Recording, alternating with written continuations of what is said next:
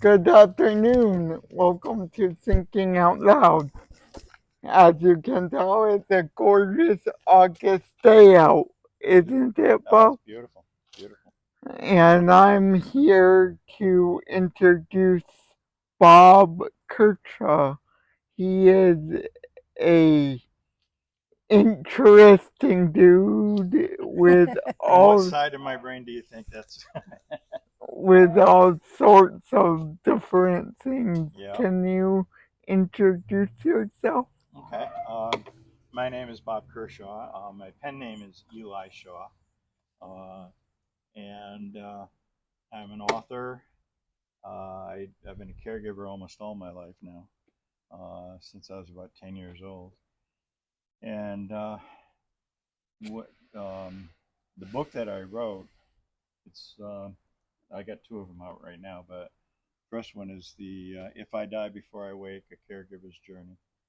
And the the reason why I wrote it was in 1992. Um, I was a caregiver for about 6 years for three people: my father and one of my best friends. My father had a heart problem and ended up in a coma after an operation. The doctors said that he was going to be fine. He'll live to be 105 or whatever, and he was only 72 at the time. And he spit up his breathing tube, and no one caught it in time, and he just basically went into a coma. So I was his caregiver again for quite a while. Um, and then my best friend who had HIV, he was in his last stages of AIDS, and I was his caregiver. And then my next door neighbor, who was in her 90s, she had had a stroke, and I was taking care of her also, plus two jobs, and or sometimes three. At the time, I was a freelance photographer. I used to design windows for stores and interiors for stores, and I also worked on Broadway for a while, designing sets and stuff like that. So, but within about 3 months of each other, all three of them had passed away, and being a caregiver of sorts most of my life, whether it be when I was 10 years old, my next door neighbor had Down syndrome. I thought he was Chinese. Oh yeah. So I told Yeah. everybody I had a Chinese friend or a friend from China. And my mother, I told her about him, and uh, I asked her if I could have him over for supper one night. So she said, sure. So he came over, and after he left, my mother sat down with me, and actually, she had me, um, what do you call it, drying the dishes, because that was her. Um, she had a captive audience then, and she could discuss things. So I knew I was either in trouble or she had something to talk to me about. And she explained to me that he wasn't Chinese, but he had Mongoloidism, which is what Down syndrome used to be called, Yes. and or Mongolism, I guess it was. So I looked it up in the encyclopedia, the Google of that day, and I found out that Mongoloidism came from the facial features being very similar to the Mongol population. So it was, and in those days, I guess a lot of times we would um, relate to illnesses depending on what they looked like from a different point of view, I guess.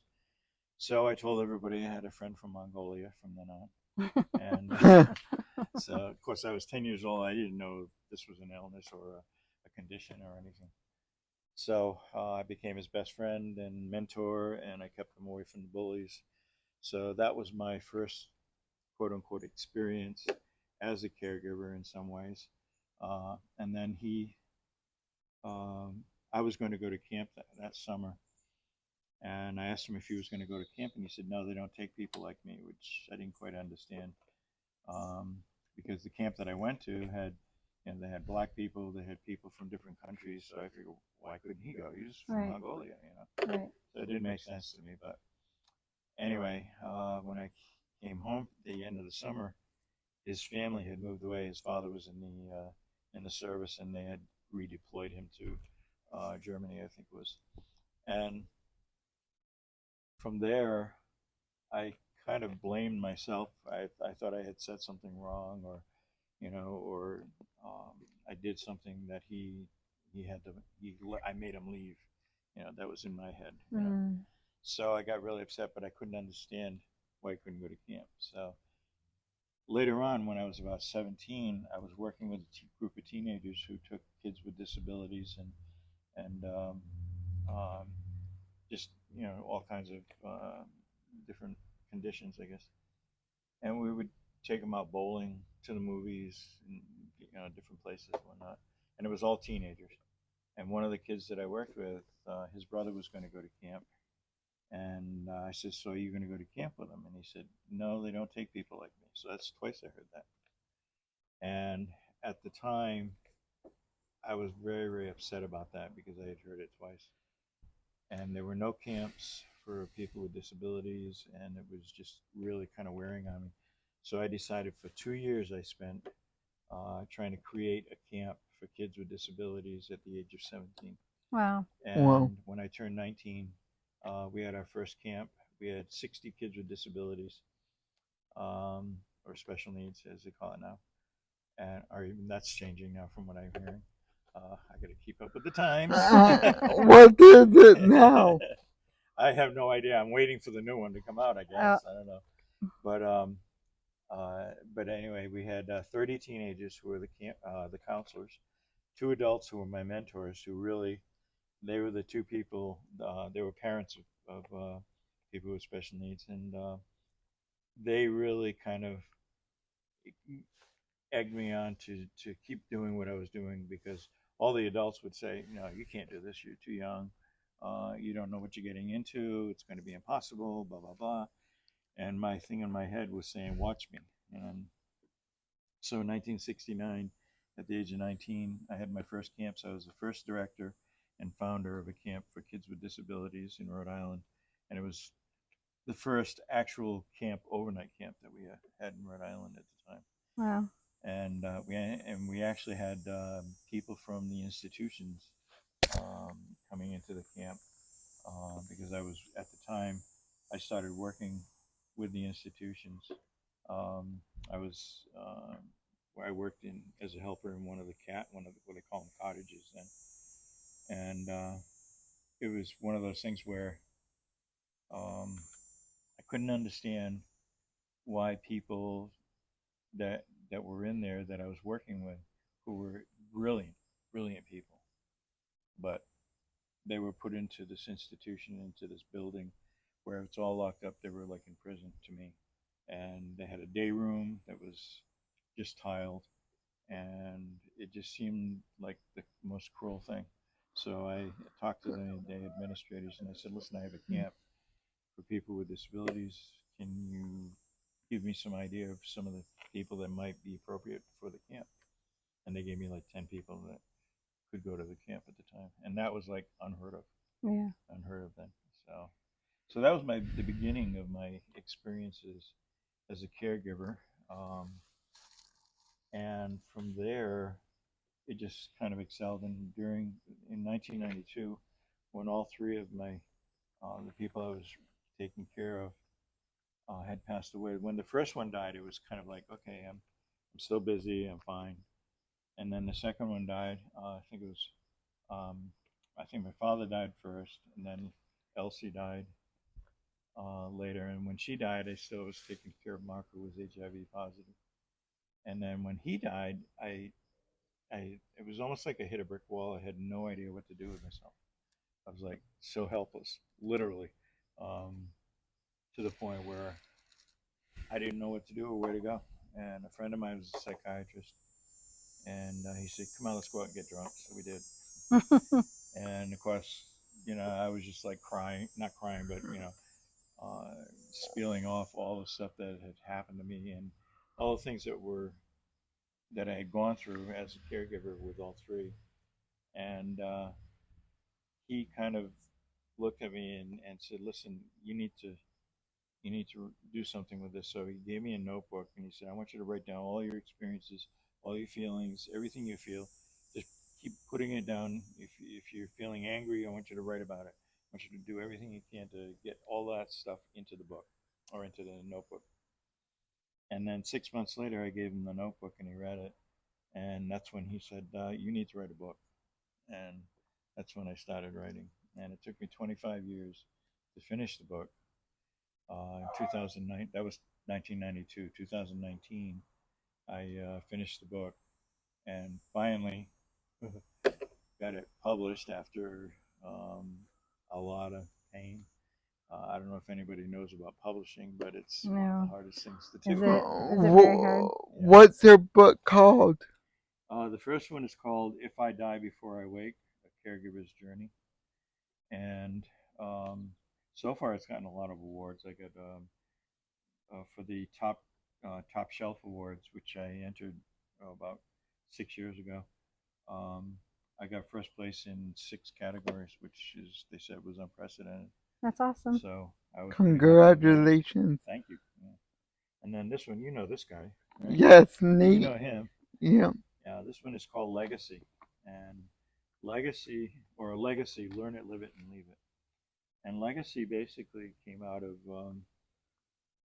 a situation where I used to work with people who were HIV positive Same and here. had AIDS. And I was, That's kind of like um, in a program. Well, the program was called the Sharing Community, and it had a whole. This was in the '90s, and literally right around the '90s. And after Mark had passed away, um, I felt I had to do something to kind of ease my pain about um, HIV and whatever. And I started working with people there. And one of the things that kept on coming up, and especially one woman named Pam, who kept on saying, "I know I'm going to die," because it was pretty much a death sentence at that point. And she said, "I know I'm going to die, but I don't want to leave a legacy that, oh, she was the drug addict or the alcoholic who died of AIDS. Mm. I want to be Pam, the nice person who lived down the street, Mm-hmm. and or something." And so she asked me to if there was a way she could do that, and I said, "I have no idea. I mean, this is totally new for me." So I said, "Let's talk about it." So we talked for about 2 years, and whenever she went to rehab, her son used to stay with me, and so anyway, we started talking, and I got a lot of information from her son in ways of what her life was like and whatnot. So eventually, after about 2 years of working together, we came up with this program that had 3 questions to it. The first question is, if you were to pass away, and I use this program for schools and seniors in high school. If you were to graduate today, or if you were to die today, either way, um, how do you think you would be remembered? So if the class of 2025 is going to do this program, I would say if you were to graduate today, how would you be remembered as a class? And if you're HL or in a terminal illness or whatever, how do you think you would be remembered? And you kind of like ask people questions, go to your family, say, if I were to die today, what would you say about me? So because nobody tells you what they think of you, Right. 90% of Mhm. the time, you know, it's like you assume they like you assume they feel comfortable with you, and you assume all of this because most people in most situations, unless it's family and they say I love you, but then there's always those little things that yeah, Yeah. but I love you, but there's Yes. certain things, Yeah. but nobody will talk about that, so you really don't know. So kind of explore that, and then the second question is if you were to die today, um, and in when I first started it, I said, if you were to leave this room, leave this room, leave my presence, or leave this life, how do you think you would be remembered? How would you like to be remembered? And that's when you go in your file cabinet. God, I don't want anybody to see that. No, this is, yeah, oh, okay, this is a good one. This is. You pull out all the things that you feel comfortable about presenting as your legacy. These are the things you want people to remember you with. and you kind of put it all together into like a format or whatever, or even an outline. And then the third question is, if you were to die today, um, or knowing the answer to both of those questions, what is it you need to do or not do, include or exclude in your life, and what are the tools you're going to need to create the legacy you want to leave? And for me, I had to look at a lot of stuff, and also the book was my tool because my family knew me pretty well. I mean, I grew up with my sister, and we're right around the same age, about a year difference. And after she read my book, she came up to me. She said, "You know, I've known you for over 70 years, and she says I never really knew who you were until I read the book." And when I go ahead. Because I just thought of something. This is off topic, kind of. You, I'm gonna have you write down those three questions, and Okay. that's gonna be tomorrow's FAQ. Okay. Mm-hmm. And you can. I'll give you this. Did I give you these yet? No. Okay. I haven't yet. Slap my hand. My God. Okay, you can have this one. Are you sure? I think I make sure. I got this from Nancy, right? Yeah, how's she doing? She's doing good. She's in the nursing home now, and Um, I got that. She has that on her table all the time. She reads it. I think I have this on my Amazon, but it's Yeah. always good to have these, have a hard copy of this. Maybe sometime we can go visit Nancy. Sure, that would be great. I would love that. Yeah, yeah, yeah. She's. I work with um, a client that I've been with for quite a while now, and I usually we have to go and stop and visit Nancy because when Nathan died, she really had a big loss. That was a tough one for her. Mhm. And so when I bring Nick over, we sit down and we talk. And of course, Nick loves to tease her, and she'll say Trump's an idiot or something, or he'll say that to her, and then they'll have a political argument back and forth. He thinks it's the funniest thing. Does she like or don't like Trump? I'll let you ask her. No, I think that. I don't think so. But but Funny. yeah, it's really it's so nice to see how he walks in, I always have him walk in before me, and she'll go, "Well, look who's here," and it just brings that big smile to her face. And That's whatnot. awesome. But he likes to tease her, so that's fun. But so anyway, that's why I wrote this book here, because it's we all have it's kind of strange because a lot of people have come up to me after reading the book and say, "Why would I care about what anybody thinks, about me when I'm dead? I'm going to be dead. Who cares?" Right. Right. And or they'll look at me and say, um, they'll put a label on me or something saying you're so self-centered or egotistical or whatever. And when it comes right down to it, everybody that I've ever met that was on their last legs or at their deathbed, because um, there was a group that I formed of teenagers who were HIV positive, and they were taught to go into the schools and teach kids about homelessness and substance abuse and HIV and safe sex and whatnot. And they would go into the schools and talk. And I was at every one of their deathbeds. They all passed away within 2 or 3 years. Wow. That's So, amazing. but what I've found is mostly everybody, and I've been around a lot who were passing away. Their biggest thing is um, they want to feel like they made a difference somehow, somewhere. Yeah. And some people think, oh, I know I made a difference, and I really don't care what they think of me, but I'm happy with what I did. So, Yeah. but other people are like, I wonder what my legacy is going to be. Who's you know, and you when you're a human being and you have a soul and your mind and you interact with everybody, you want to kind of have an idea that you made a difference somewhere with something, you know, Right. before you die. And that's all about like, because people say, well, legacy, that means money, you Mm-hmm. know, what, how much money you're going to leave me type thing or whatever. Right. But when you go down to the basics, it's basically what you left. In other words, what kind of an impression you left. Did you make a difference in other people's lives or whatever?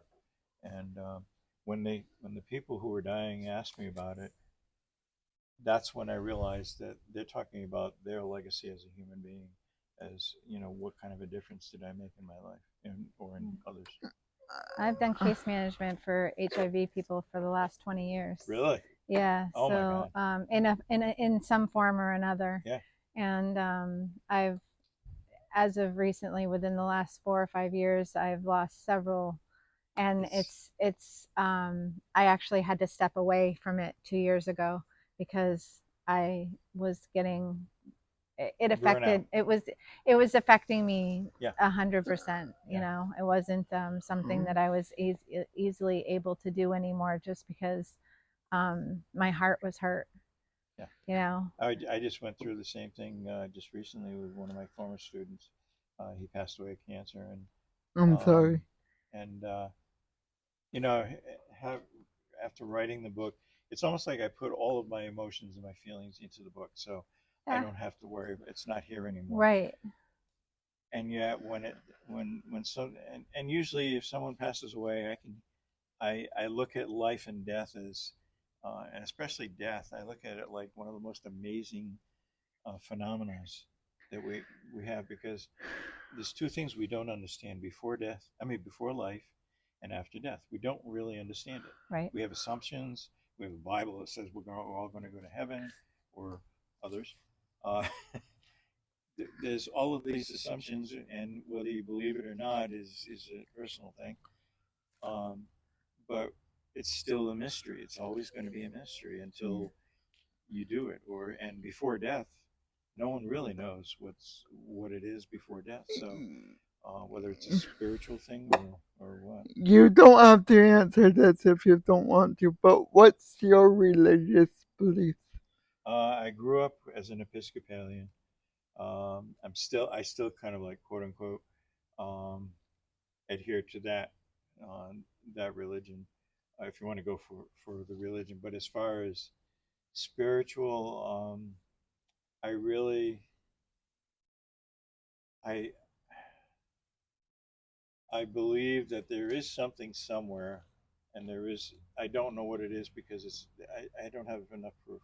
You know, I didn't die and see the light That's yet. basically where I am at. I'm spiritual to the point where I think that there probably is something there, but I'm not fully 100% convinced that Mm-hmm. that's what's it, that there's heaven and hell, or what form of heaven and hell Yeah, there is. because we as humans. I mean, where did religion come from in the beginning? Humans in the beginning, they had to come up with a reason for what's that what's that bright thing that keeps going over there? There's something. What the heck is that? You know, and there must be something that's making that happen. Mm-hmm. So they had to come up, and also just the weather. Um, why do these things they call trees? Why do they grow? You know, what makes us? You know, Yeah. and all of these things that people um, early on, you know, and even through if you want to go back to the you know the caveman or whatever, prehistoric or whatever. Um, there's always been that question, and we've come up. Every single society has come up, no matter where they are in the world, they have come up with some sort of a being, and we have to relate it to who we are because we can't, we haven't seen it. It's invisible, and the only way we can relate to it is to make it look like us. Right. So we have God. Every time you see a picture of God, it looks like us. Um, and in the early days, it looked like a man. You know, why not a woman? You know, Mm-hmm. or maybe it's a man woman. Who knows? You know, what is it? It's like where we're comfortable, and we've had to create something there. And then they when they have this thing with Jesus and the whole thing, I believe a lot of the Bible is a great, to me it's a great novel. It's got tons and tons of stories and encounters, and I consider it more of a history book something spiritual for me. It's taught me a tremendous amount of stuff. I mean, I've taken out of the Bible so many things that are good for my spirit and good for me and whatnot. But when I really look at the Bible, I look at it like this is my how-to book, um, or why is this book? And when you look at who wrote the Bible, it said, oh, it was inspired by God. All right, how did we get to God? You know, where did God come from? We created God Yeah. in our minds because every single society has a spiritual being. If you go to the Incas, they have gods. The Egyptians had a ton of them. They had to figure out something. And let's pass out the jobs. Okay, he's the sun god, and she's the rain god, or whatever. So we have all these gods, male, female, and everything. No, So where is that coming from? you know what? The one thing I don't get. Correct me if I'm wrong.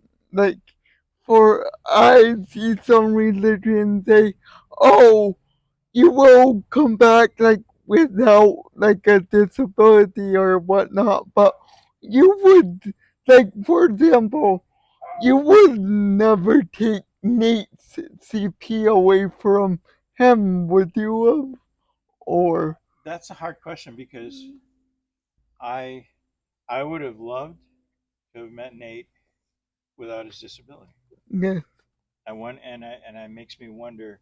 I probably never would because the reason why I met Nate was because he had the disability, Mm-hmm. and I was considered his caregiver. Mm-hmm. So when you look at and we're all caregivers no matter where we go. Um, we take care of our houses, we take care of our cars, we take care of our lawns, we take care of our families, we take care of our pets, and every single person um, who lives on the planet has to take care of something at some point in their life. So, but when you break down that idea of caregiving on a global scale, when you break it down to the basics, it's all the same. What is the need? What what do I have to contribute to that need, and how can I do that? And those are the basic. It's like, what is the need for your car? Well, if you need oil, you got to go get oil. How do I do that? Okay, I got to go buy some oil or have somebody fix it. And then, what do I do? I have to maintain it now. So that's what I have to do. So, and you look at the lawn the same way, the house is the same way, the families are the same way. If somebody's all of a sudden they become sick, um, we're all thrown in. That's another subject that I'm really trying to work on nationally. I've worked with the association, caregiving association, and I'm trying to work with Rosalind Carter's caregivers programs. She's she's amazing. I've never met her, but I talked to her once on the online, and her programs are just outstanding. And the whole basis of in the situation, we have over 60 million caregivers in the United States taking care of a loved one, not counting nurses and doctors And parents. and parents. Right.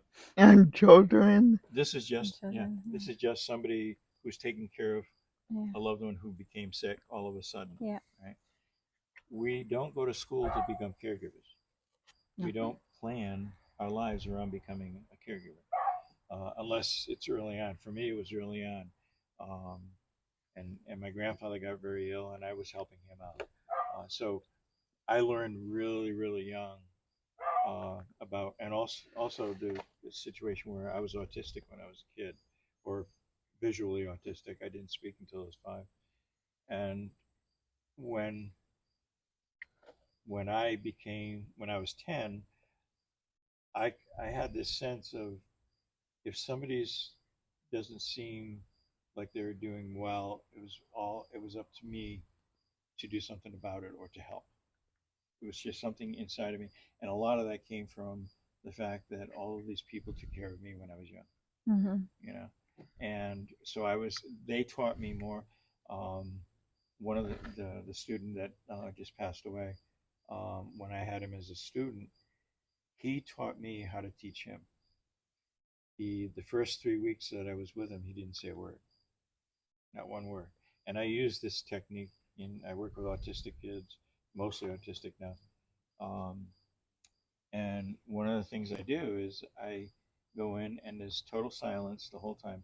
I don't say a word, and I base, especially with autistic kids, I basically stare at their eyes. So I'll be this summer. I was working at summer school, and one of the kids that are the main kid that I was working with, he nonverbal. He could say swing because he wanted to go swing, and it was very very limited. And but yet he could write perfectly. He could write a novel. This kid was just amazing, and also draw. He would draw things, and so um, what I had to learn a little bit about him, and I would stare at him, just sit there and watch him, and he'd be doing his thing, and all of a sudden he'd see me staring at him, and he'd go, "Look at me," and then he'd okay, and then he'd start doing his thing, and then he'd go look at me. And what I realized was he was trying to find out if I was safe enough to be with. That was his, because I had never met him before. We didn't have an introduction. I was new. So rather than me coming in and telling him what he has to do or whatnot, I let him feel comfortable with me first. And then I let him teach me how I'm going to teach him. And by the third or fourth day, he had his arm around my shoulder and he'd go, "Buddy." That's So awesome. yeah, and there's so many right now. There's, I mean, I don't know if you've seen it online or whatnot, but every other um, post has something to do with autism. Oh yeah. It's the biggest. It's the biggest campaign around right now. Yeah, my son is autistic. Yeah. Are you familiar with YouTube? Once in a while, yeah. I don't really get into it. I like this. I'm still struggling with Facebook. So. Huh, I like this YouTube creator. It's called Fathering Autism. I'll try to link it in the description, the channel. Yep. Yeah, that would be good. And they their daughter had nonverbal autism, and she is very smart as well. Yeah. I turned out okay. You're smart. Are you autistic? Yeah, well, I consider it still autistic. I have to do patterns in the morning when I get up. There's certain things I have to. If um, I don't like people around all the time, so I live in a 16-room Victorian. It's a mess right now. By yourself? Yeah. Oh my myself. goodness. Yeah, and I love it. It's my castle. It's right your now. space. It's my space. Yeah. This morning, one of my one of sometimes I call them leeches, but I don't like using that word. But uh, um, not leeches, but what do you call it? They'll come over or call up. They'll call up. And this morning, about 3 o'clock in the morning, um, there was beeping on my phone, and it was like, "Oh my God, here we go again! I can't do this anymore." And then it beeped again. So finally, I answered the phone, and it was one of the people that I help out once in a while. And what I find is when you help people out once, then it's kind of like you just made that invitation. Yes. To have somebody, and it's okay to go back to Bob.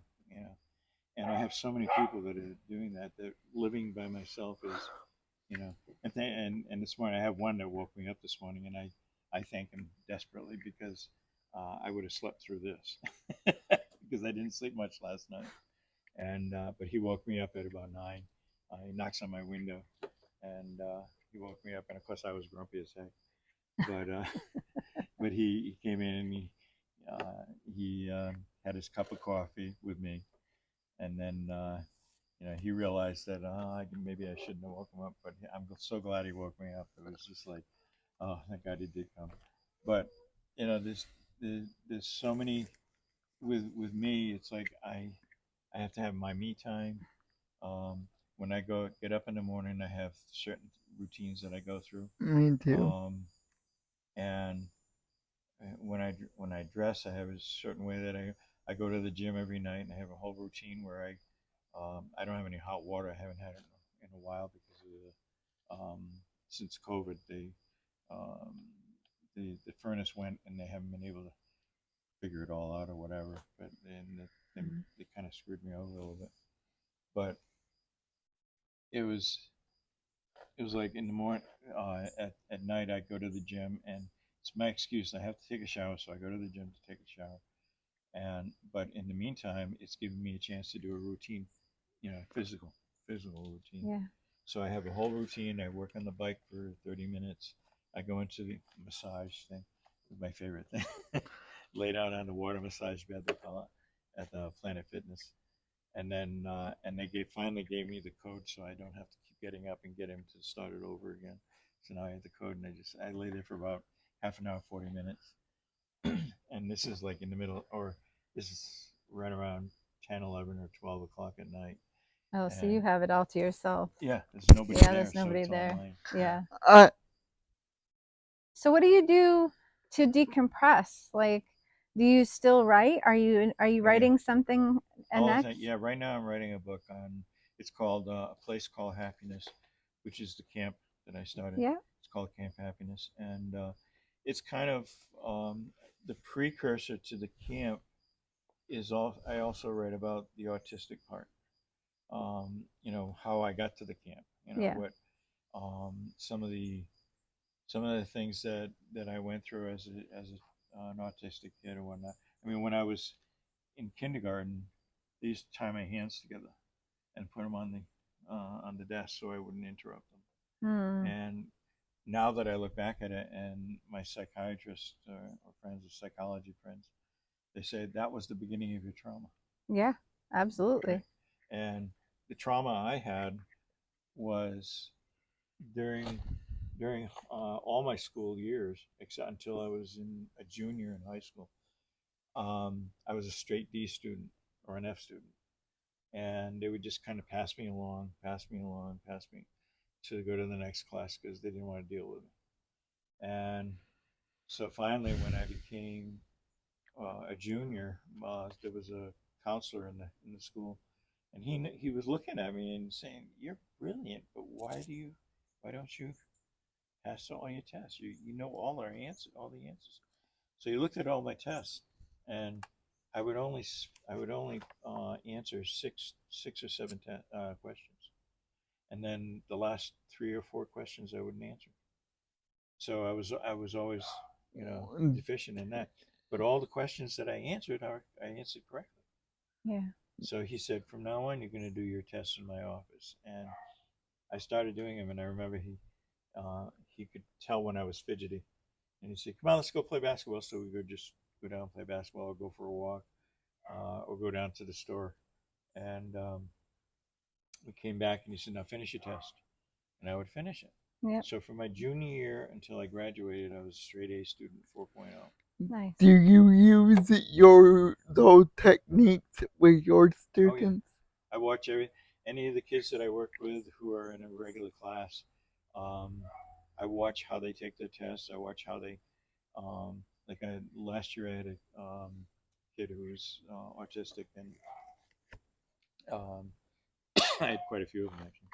And one of the things I noticed was that he would be sitting there, and all of a sudden he'd put his head on the desk, and I knew that was him, what they call stimming, and I knew he was trying to bring back his center or get regulated. He has to regulate himself, and by putting his head on the desk, it would calm him down to the point, because inside him he was just like frustrated. Yeah. And they don't.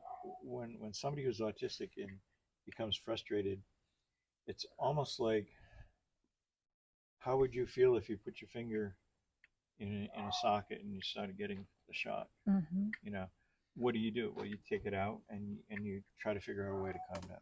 And that's the only way I can explain it. And that's how he explained it to me.